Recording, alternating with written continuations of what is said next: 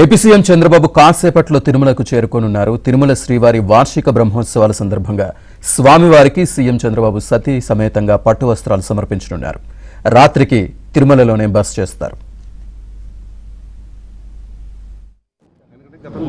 తిరుపతిలో అనేక రకాల సమస్యలు ఉన్న నేపథ్యంలో ఈ సమస్యలు మొత్తాన్ని కూడా వినతిపత్రాల రూపంలో చంద్రబాబు దృష్టికి తీసుకెళ్తున్నారు. స్థానికంగా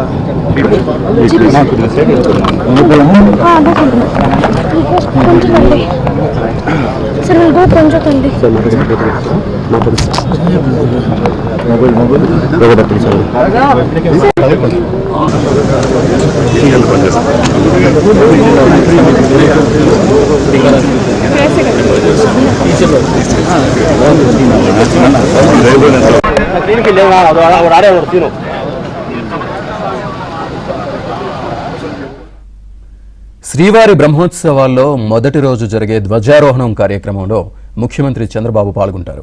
ప్రభుత్వం తరపున స్వామివారికి పట్టు వస్త్రాలు సమర్పిస్తారు.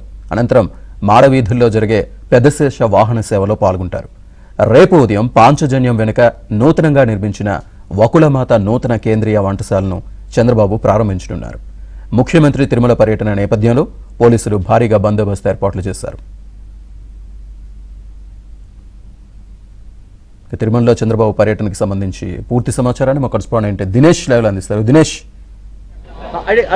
Hello thank you Srinivas. మనం ఇప్పుడు రేణిగుంట విమానాశ్రయం ఉన్నాము. ఇప్పుడే ప్రత్యేక విమానంలో చంద్రబాబు ఇక్కడికి రావడం జరిగింది. ఆయన చాలా మంది దగ్గర నుంచి కూడా వినతులు స్వీకరిస్తున్నారు. అందరి దగ్గర నుంచి ఓపిక్గా ఆయన స్వీకరిస్తున్నారు. ఆయన విమానం దిగిన తర్వాత చూస్తున్నాము. గతంలో కూడా ఆయన ముఖ్యమంత్రి అయినప్పుడు ఇదే విధంగా విమానాశ్రయంలో ఎంతో మంది దగ్గర వినతులు స్వీకరించే పరిస్థితి. గతంలో ఉన్నటువంటి పరిస్థితుల్లో విధంగా డేరాలు కట్టి మొత్తం మూసేసి వెళ్లే పరిస్థితి కాదు. అందరినీ కలుస్తూ వాళ్ళ సమస్యలను వింటూ ఆయనతో పాటుగా జిల్లా ఎస్పీ కావచ్చు, కలెక్టర్ కావచ్చు, అందరూ కూడా ఆయనతో పాటునే వచ్చే వినతులను బట్టి అప్పటికప్పుడు వాళ్ళకి ఆయన ఇన్స్ట్రక్షన్స్ ఇస్తూనే ఉన్నారు. అందరూ ముందరే అనుమతి తీసుకున్న వాళ్ళు ఉన్నప్పటికీ కొంతమందికి మామూలు ఇప్పుడు మనం చూస్తున్న విజువల్లో చూస్తున్నది జనరల్ పబ్లిక్ ఓపిక్గా చాలా సమయం నుంచి ఆయన ప్రజల్ని కలిసి వాళ్ళతో ఫొటోస్ కావచ్చు, వాళ్ళ వినతి పత్రాలు తీసుకోవడం కావచ్చు చేస్తూనే ఉన్నారు. మొత్తంగా చంద్రబాబు గతానికంటే భిన్నంగా ప్రత్యేకంగా, అంటే మామూలుగా వీఐపీలు ఎవరైనా కూడా సరే వాళ్ళు లోపలనే కారెక్కి నేరుగా వెళ్ళిపోయే పరిస్థితి ఉంటుంది.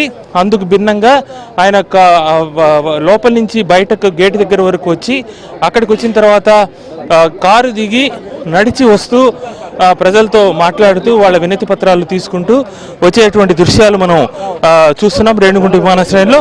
ఇక్కడ ఆయన ఇక్కడి నుంచి నేరుగా తిరుమలకి వెళ్తారు. ఈరోజు ధ్వజారోహణం ఉంది. ధ్వజారోహణం సందర్భంగా అలాగే శ్రీవారి బ్రహ్మోత్సవాల సందర్భంగా పట్టు వస్త్రాల సమర్పణ ప్రభుత్వం తరపు నుంచి ఆయన ఇస్తారు.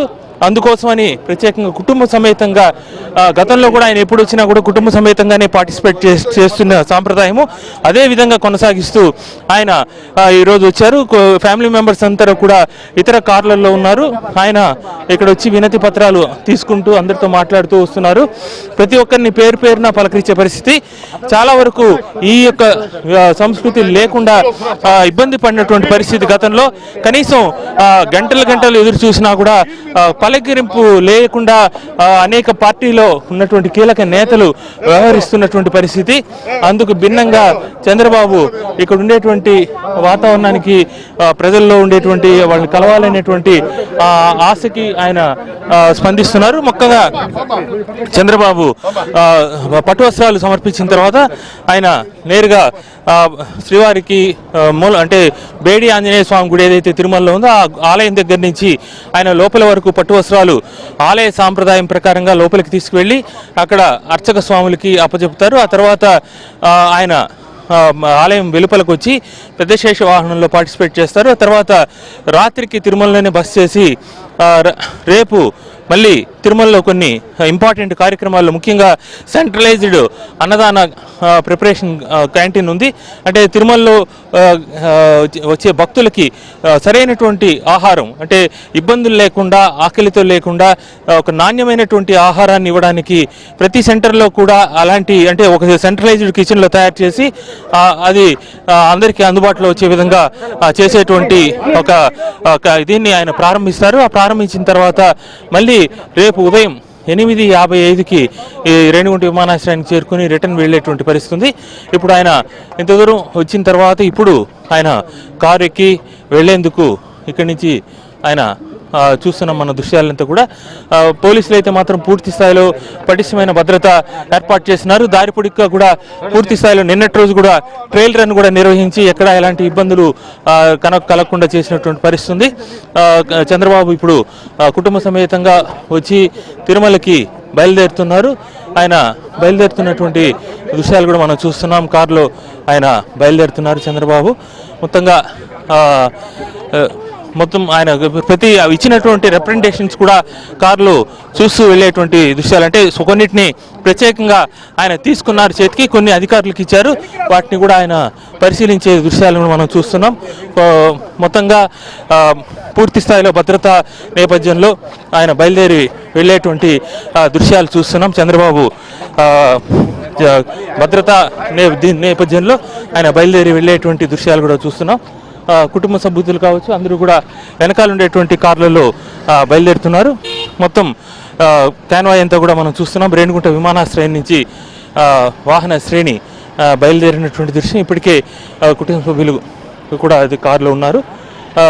మిగతా వెహికల్స్ అన్నీ కూడా ఇప్పుడు ఏదైతే కాన్వాయ్లో ఉండాల్సినటువంటి ప్రోటోకాల్ ప్రకారంగా ఉండాల్సినటువంటి అన్ని వెహికల్స్ ప్రకారంగా బయలుదేరుతున్నాయి. అంబులెన్స్ కావచ్చు, అలాగే ఫైర్ ఇంజిన్ కావచ్చు, ఇవన్నీ కూడా ఉన్న నేపథ్యంలో ఇక్కడ ఆయన బయలుదేరుతున్నారు. మొత్తంగా తిరుమలకైతే ఆయన చేరుకుంటున్నారు. తిరుమల చేరుకున్న తర్వాత పట్టు వస్త్రాలు స్వామివారికి బ్రహ్మోత్సవాలకు సంబంధించి ఎన్టీఆర్ ముఖ్యమంత్రిగా ఉన్నప్పటి నుంచి స్వయంగా ఒక ముఖ్యమంత్రి వెళ్ళి పట్టు వస్త్రాలు సమర్పించేటువంటి సంస్కృతి మొదలైంది.